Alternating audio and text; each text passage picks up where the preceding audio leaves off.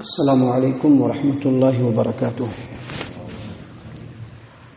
اعوذ باللہ من الشیطان الرجیم، بسم اللہ الرحمن الرحیم۔ قد نرى تقلب وجهك في السماء فلنولينك قبلة ترضاها فول وجهك شطر المسجد الحرام وحيثما كنتم فولوا وجوهكم شطره وإن الذين أوتوا الكتاب ليعلمون أنه الحق من ربهم وما اللہ بغافل عما يعملون۔ ہم آپ کے چہرے کا آسمان کی طرف بار بار اٹھنا دیکھ رہے ہیں، پس ہم عن قریب آپ کا قبلہ اسی رخ پہ کر دیں گے، آپ کو اسی رخ پہ پھیر دیں گے، اسی قبلے پہ جس کو آپ پسند کرتے ہیں۔ پس آپ اپنے چہرے کو مسجد حرام کی طرف پھیر لیجئے، اور مسلمانوں تم جہاں کہیں بھی ہو اپنے چہرے کو مسجد حرام کی طرف پھیر لو۔ اور بے شک وہ لوگ جن کو کتاب دیا گیا البتہ وہ جانتے ہیں کہ یہ قبلے کا بدلنا اور کعبۃ اللہ کا قبلہ مقرر ہونا ان کے رب کی طرف سے حق ہے، اور اللہ تبارک و تعالیٰ ان کے اعمال سے بے خبر نہیں ہے۔ محترم سامعین کرام، جیسا کہ آپ دیکھ رہے ہیں کہ قبلے کی جو تبدیلی ہوئی، بیت المقدس سے کعبۃ اللہ کی طرف مسلمانوں کے رخ کو جو پھیرا گیا، اس کے تعلق سے برابر اور لگاتار اللہ تبارک و تعالیٰ ان آیتوں میں بیان فرما رہے ہیں۔ تفسیر ابن ابی حاتم میں اور تفسیر الدر المنصور میں علی ابن ابی طلحہ سے روایت ہے، وہ عبداللہ ابن عباس رضی اللہ عنہما سے روایت کرتے ہیں کہ قرآن کریم میں سب سے پہلے جو حکم منسوخ ہوا، منسوخ کا مطلب ختم کرنا، کسی بھی حکم کا منسوخ ہونا اس کا مطلب ہوتا ہے اس حکم کو ختم کرنا اور اس کی جگہ پر دوسرا حکم لانا۔ تو قرآن کریم میں سب سے پہلے جو حکم منسوخ ہوا وہ قبلے کا ہی تھا، یعنی پہلے مسلمانوں کا قبلہ بیت المقدس تھا اور بعد میں بیت اللہ رکھا گیا۔ تو عبداللہ ابن عباس رضی اللہ عنہما فرماتے ہیں کہ قرآن کریم میں سب سے پہلے قبلے کا حکم ہی منسوخ ہوا تھا۔ آپ صلی اللہ علیہ وسلم جب مکہ سے مدینہ ہجرت کر کے آئے تو مدینے کی بڑی جو آبادی تھی جن باشندوں کی، وہ یہودی تھے۔ اللہ تبارک و تعالیٰ نے محمد عربی صلی اللہ علیہ وسلم کو اور مسلمانوں کو یہ حکم دیا کہ آپ بیت المقدس کی طرف رخ کر کے نماز پڑھیں۔ آپ صلی اللہ علیہ وسلم کو جب یہ حکم دیا گیا تو یہودی لوگ بڑے خوش ہوئے کہ چلو جو ہمارا قبلہ ہے مسلمان اس کا سپورٹ کر رہے ہیں اور اسی قبلے کی طرف رخ کر کے نماز پڑھ رہے ہیں۔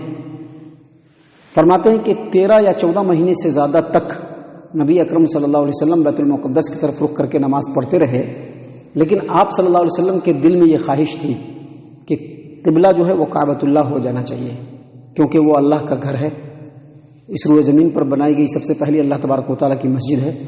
ابراہیم خلیل اللہ علیہ الصلوۃ والسلام نے اپنے ہاتھوں سے اس بیت اللہ کی تعمیر فرمائی، لہٰذا آپ صلی اللہ علیہ وسلم کے دل میں یہ خواہش تھی کہ ہمارا جو رخ ہو نمازوں کے اندر، ہمارا جو قبلہ ہو نمازوں کے اندر، وہ بیت اللہ ہو۔ اور اس کے لیے آپ صلی اللہ علیہ وسلم اللہ تبارک و تعالیٰ سے دعا بھی فرماتے تھے، اور بار بار آپ چہرہ آسمان کی طرف بھی اٹھا کر کے دیکھتے تھے کہ شاید کوئی حکم نازل ہو جائے۔ اللہ تبارک و تعالیٰ نے اسی لیے اس آیت کریمہ میں بیان فرمایا، قد نرى تقلب وجهك في السماء، تحقیق ہم آپ کے چہرے کا آسمان کی طرف بار بار اٹھنا دیکھ رہے تھے، یعنی آپ بار بار اپنے چہرے کو آسمان کی طرف اٹھا رہے تھے، اس کو ہم دیکھ رہے تھے۔ لہٰذا اللہ تبارک و تعالیٰ نے فرمایا ہم آپ کے چہرے کو، ہم آپ کے رخ کو اس قبلے کی طرف پھیر دیں گے جس قبلے کو آپ پسند کرتے ہیں، یعنی بیت اللہ کی طرف۔ اور اس کے بعد اللہ تبارک و تعالیٰ نے نبی اکرم صلی اللہ علیہ وسلم کو حکم دیا، فولی وجہک شطر المسجد الحرام، اے نبی صلی اللہ علیہ وسلم آپ اپنے رخ کو مسجد حرام کی طرف کر لیجئے نماز میں، آپ اپنے رخ کو مسجد حرام کی طرف کر لیجئے نماز میں۔ اور اس کے بعد پھر پورے مسلمانوں کو حکم دیتے ہوئے کہا، فولوا وجوہکم شطرہ، اور اے مسلمانوں تم جہاں کہیں بھی ہو، جس طرف بھی ہو، تم اپنے رخ کو اپنی نمازوں میں بیت اللہ کی طرف کر لو۔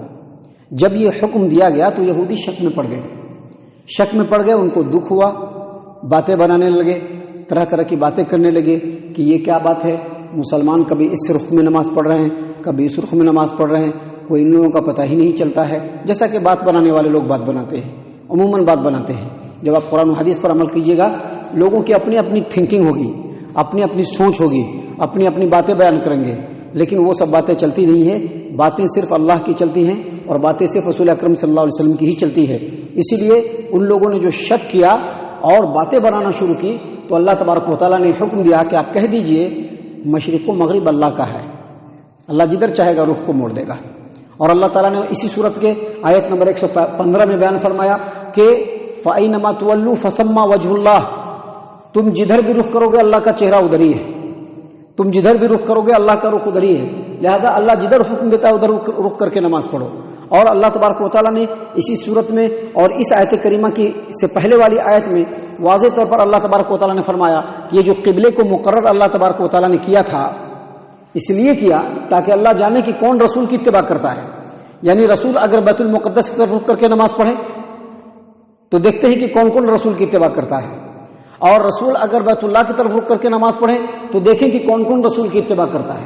تو اللہ تبارک و تعالیٰ نے انہی باتوں کو بیان فرماتے ہوئے یہاں پر کہا کہ فَوَلُّوا وُجُوهَكُمْ شَطْرَهُ، اے مسلمانوں تم جہاں کہیں بھی رہو، وَحَيْثُ مَا كُنْتُمْ فَوَلُّوا وُجُوهَكُمْ شَطْرَهُ، تم جہاں کہیں بھی ہو اپنے چہروں کو اپنے رخ کو نماز میں کعبۃ اللہ کی طرف کر لو.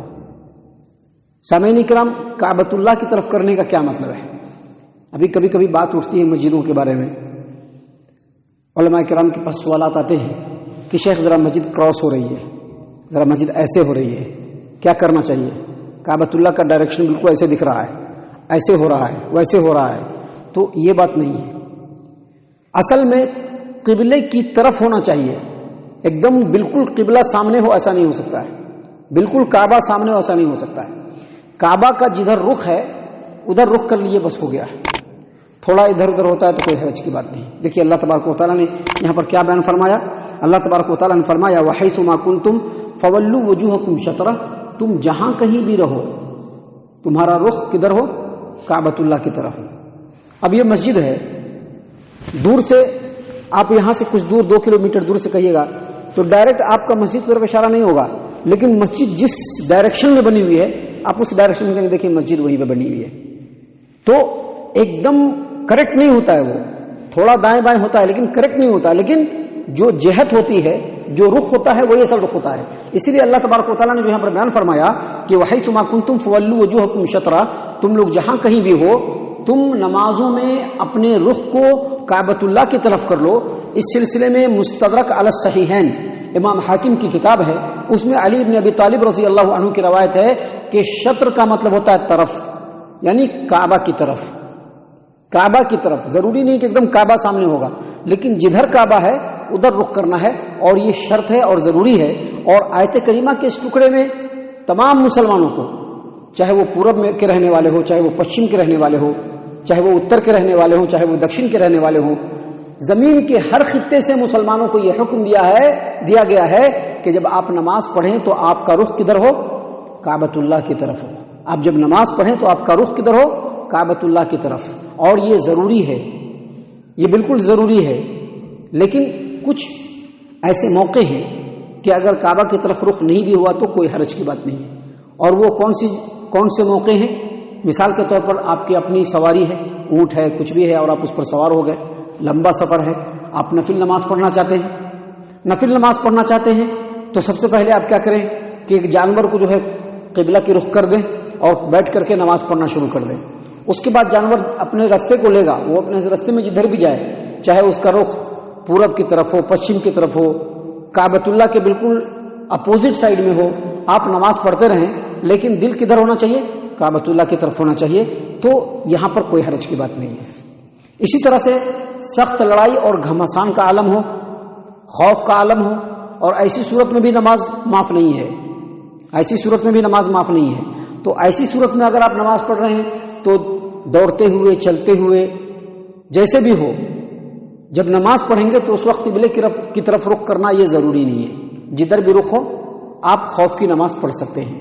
اسی طرح سے کسی ایسے مقام پر پہنچ گئے جہاں پر سمجھ میں نہیں آ رہا ہے کہ قبلہ کدھر ہے، اور ہمارے پاس کوئی چیک کرنے کا جو ہے آلہ بھی نہیں ہے کہ کیسے چیک کریں کہ قبلہ کدھر ہے، تو ایسی صورت میں پوری کوشش کرنا ہے، پورا اجتہاد کرنا ہے، کوشش کرنا ہے ذرا کئی چیزوں سے انومان لگا کر کے کہ قبلہ کدھر ہے، اور اس کے بعد جدھر یقین ہو کہ ہاں ادھر قبلہ ہے ادھر کر کے رخ کر کے نماز پڑھ لیجئے، چاہے وہ غلط ہی کیوں نہ ہو، لیکن اس کے باوجود شریعت میں کوئی حرج کی بات نہیں ہے.